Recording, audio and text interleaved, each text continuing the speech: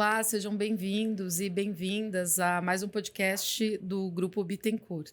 Eu sou a Isis Brum, editora de conteúdo dos portais Estratégias e Negócios e sua franquia, e hoje eu estou aqui no BeConnected, evento de gestão de redes de negócios que acontece entre 7 e 8 de outubro no Teatro Santander, em São Paulo. Eu estou aqui hoje com o Danilo Manzano, que é vice-presidente da Kita no Brasil, e vai contar um pouquinho para a gente, além da trajetória da marca, que chega, desembarca aqui no Brasil ainda esse ano, e também um pouquinho da operação, né? Um ano em que o Brasil recebe muito da China, né? Inclusive. Como é que era o Danilo antes da Kita? Como é que você chega nesse momento? Conta um pouquinho para a gente. Tá bom. Bom, primeiro, obrigado pelo convite. Prazer estar aqui com você. Bom, o Danilo é um engenheiro que trabalhou os primeiros 3 anos da vida em grandes empresas, no setor até de alimentos e bebidas, e que em 3 anos eu cheguei à conclusão que eu não queria fazer mais aquilo da minha vida e fui empreender. E empreendi a primeira vez 15 anos atrás, em tecnologia já. E depois dessa empreitada, eu comecei a trabalhar em empresas de tecnologia. Então, tive sorte de ter trabalhado em empresas como Uber, no começo de operação no Brasil. Tive sorte de trabalhar na 99 antes de virar um unicórnio e conhecer as pessoas e ver um app com tecnologia brasileira. Fundei minha própria empresa e fiquei nela nos últimos 4 anos. E no começo desse ano me juntei à Kita, até porque gosto muito desse segmento de food delivery. Acho que tem muita coisa a ser feita, acho que tem muita coisa que pode ser feita. E para mim, me juntar à Kita e conseguir trazer a tecnologia que eu conheço da Meituan para o Brasil, para mim é um orgulho conseguir desembarcar com uma tecnologia que eu tenho convicção que vai fazer muita diferença para o nosso mercado. Não, inclusive é a grande expectativa do mercado, né? Abalando todos os setores, se a gente pode dizer assim. O que é que a gente pode esperar da operação da Kita? E vejo que você menciona, né, com muito prazer e conforto, assim, trazer essa operação para cá e mais tecnologia embarcada, que a gente sabe, né? O que chega de novidade transforma mesmo o mercado como um todo. Sim. A minha história com a Kita é bem interessante porque 6, 7 anos atrás, eu já trabalhava no segmento de food delivery, em empresas de tecnologia, e eu falei para mim mesmo que eu queria conhecer quem era a referência no mercado, trabalhando como entregador perto da cidade sede da empresa. Então, lá em 2019, eu fui para Beijing, para Pequim, para trabalhar durante uma semana como entregador da Meituan, que é a marca. É mesmo? Fiquei uma semana trabalhando, uma experiência maluca, mas eu pude vivenciar o que é o produto em si, né? Acho que essa é a grande dificuldade do mundo de tecnologia. Você conseguir tangibilizar para as pessoas o que é o produto. Quando a gente fala de algoritmo, de tecnologia, fica muito pouco tangível, né? Mas assim, então essa é a minha primeira história de proximidade com a empresa. E falando um pouco mais do modus operandi da empresa, um comprometimento, o primeiro ponto para mim muito claro, é um comprometimento de longo prazo, né? Então o mercado brasileiro é um mercado que tem um baita potencial, mas ele tem uma série de dificuldades, de complexidades, que façam que a gente entenda que a mudança vai acontecer, mas ela não vai acontecer de um dia para o outro. Então depende de um comprometimento de longo prazo com o nosso país, depende de um investimento que comporte essa paciência. Mas a gente fala internamente que quanto mais tranquilo a gente está com o longo prazo, mais paciente a gente é para o curto prazo. E aí, conseguir trazer isso, um produto que faça valor, para criar valor para os diferentes lados do marketplace, é o nosso foco. E aqui a gente trata os lados como 3 clientes, né? Então, o entregador, restaurante e o consumidor final. Como é que a gente consegue trazer valor para esses 3 com base no que a gente viu ao entrar no mercado brasileiro de dificuldades, oportunidades, coisas que a gente como empresa consegue entregar e não promessas vazias que, tá bom, vai ser mais uma plataforma de delivery. Eu particularmente me sinto muito honrado de trabalhar na empresa porque a empresa demora talvez um pouco mais de tempo do que outras startups levam para fazer apostas em novos mercados. Mas uma vez que essa aposta é feita, ela se compromete no longo prazo. Então, eu particularmente fico muito feliz com que isso tenha acontecido aqui no Brasil. Novamente, não vai ser de um dia para o outro a mudança, mas eu acho que só o fato de o mercado também estar se mexendo bastante, eu gosto de acreditar que também tem um pouco da influência da gente, mesmo a gente estando pré-operacional. né? E para a gente, obviamente, uma honra ter essas mudanças acontecendo com a nossa chegada também.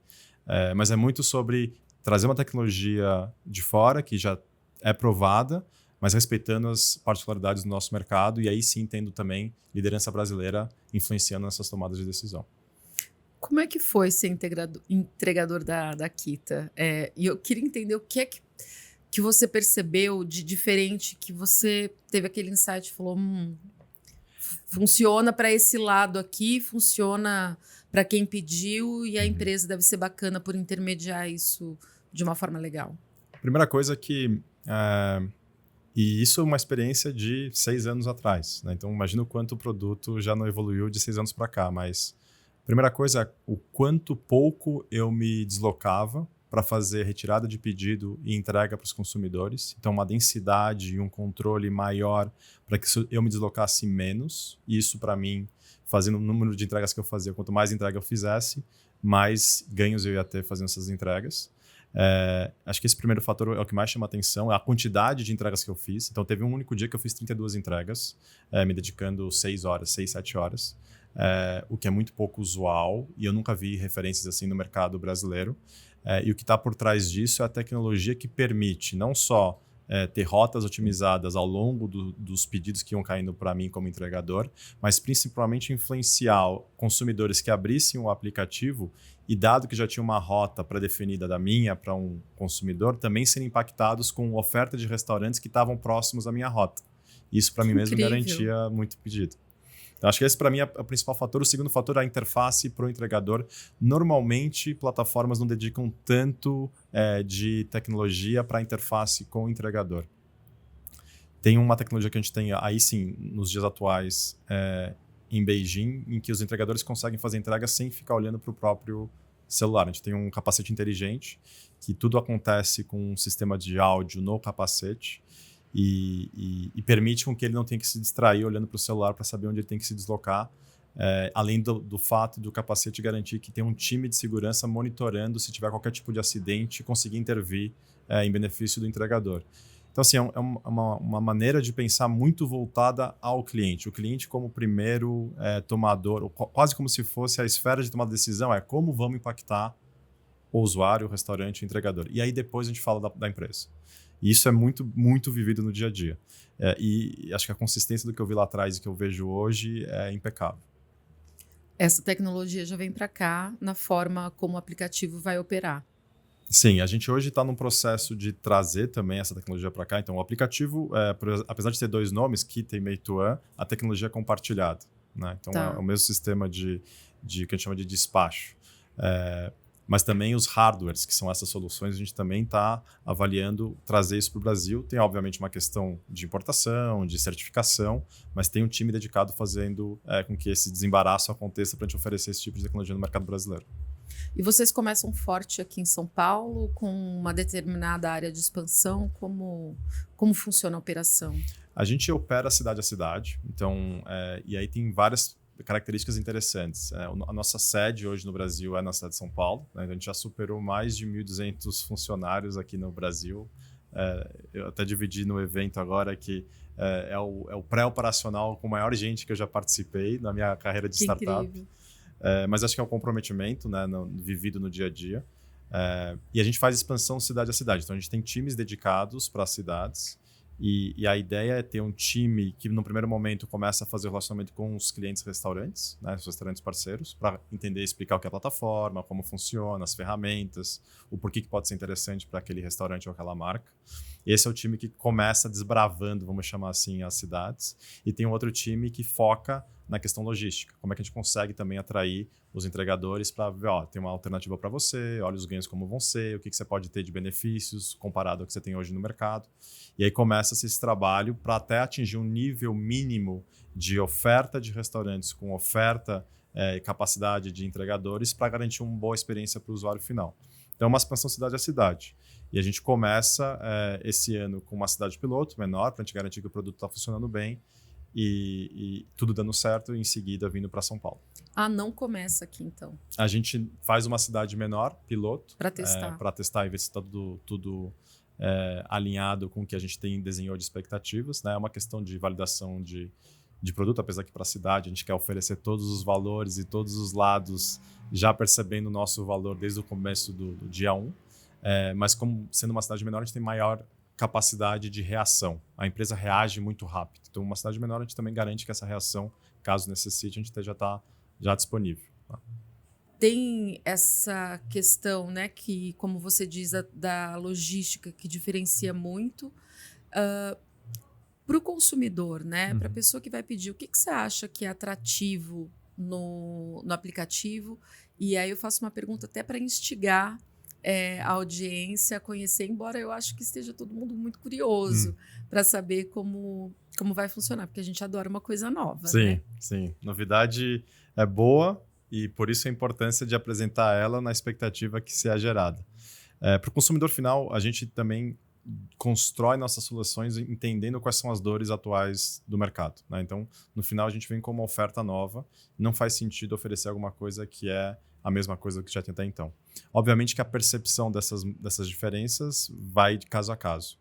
Mas o que a gente entendeu chegando no mercado brasileiro é que o consumidor tem 3 grandes dores. Né? Então, a primeira dor é as taxas e o custo do delivery é muito alto comparado se eu fosse, por exemplo, no salão ou se eu fosse cozinhar em casa. Tem um custo muito elevado, o que faz ser um produto mais de nicho. Né? O segundo fator que a gente viu é sobre o tempo de entrega. Né? Então, as pessoas gostariam que o tempo fosse mais rápido. E o terceiro fator é que fosse mais precisa a promessa do tempo de entrega e a real entrega. Né?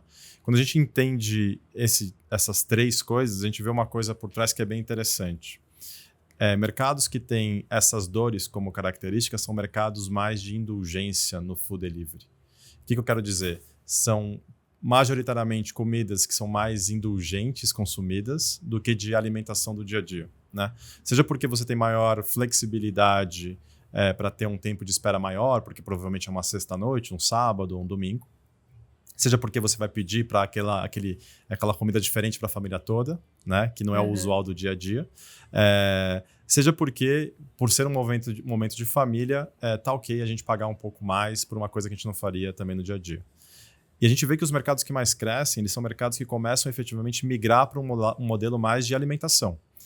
E aí sim a gente tem um foco bem grande, que é garantir que, obviamente, os momentos de indulgência existam, mas que eles não sejam detratores para exigir os momentos de alimentação. E o que eu quero dizer de maneira bem mais fácil de compreender, que imagina que você está hoje no seu trabalho, a gente tem normalmente 1 hora de break para poder se alimentar. Né? As empresas dão 1 hora de pausa para poder se alimentar. Contar com delivery hoje significa, provavelmente eu vou pagar mais caro. Segunda coisa, eu vou pedir, não sei que horas vai chegar e provavelmente demora mais tempo do que eu tenho essa 1 hora para poder me alimentar. Então, ter uma tecnologia que garanta essas 2 coisas é muito importante. A primeira coisa, que é o custo do delivery, passa-se muito pelo fato de o valor cobrado para o consumidor tem que ser menor, mas o valor pago para o entregador não pode ser menor. O que tem que ser menor é a eficiência do aplicativo em fazer com que o entregador não fique parado esperando para um pedido cair ou esperando o pedido acabar de ser preparado na cozinha. E aí sim, você consegue fazer isso com uma tecnologia com uma alta densidade de volumetria, como é o mercado chinês.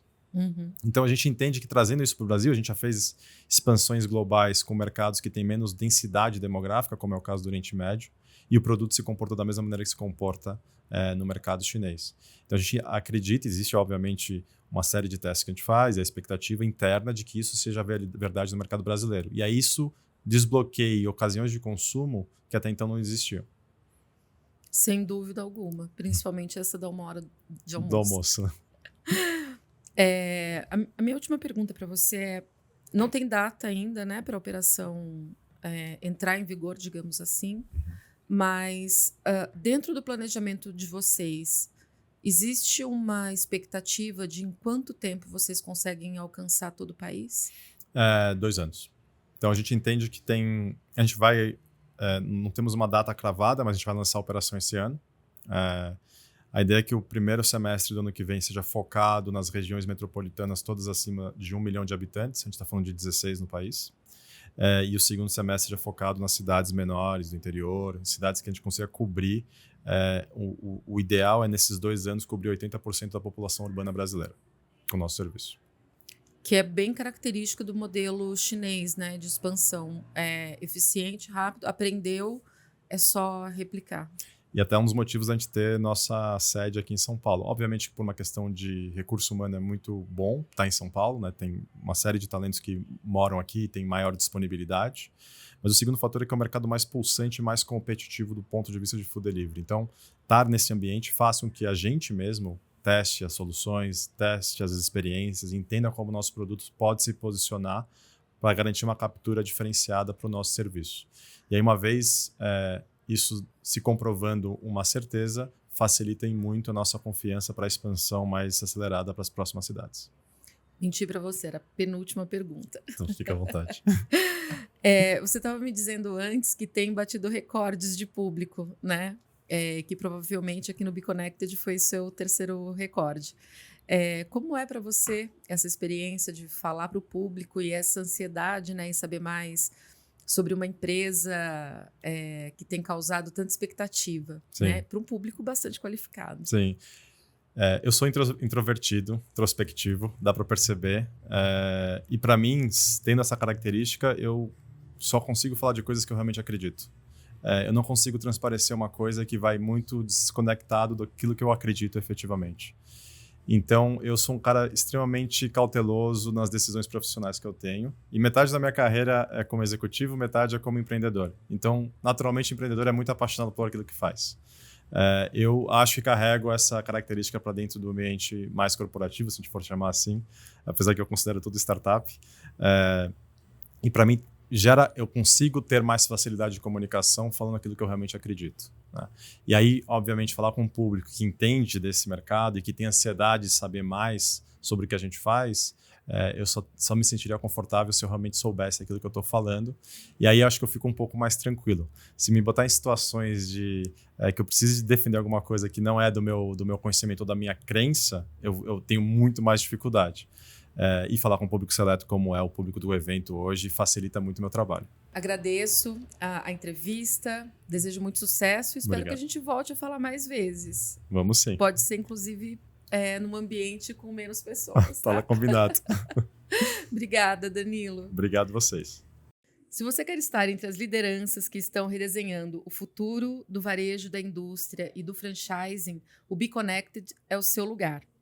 Acesse www.beconnected.com.br e garanta sua presença na próxima edição. Eu te vejo no próximo episódio. Até lá!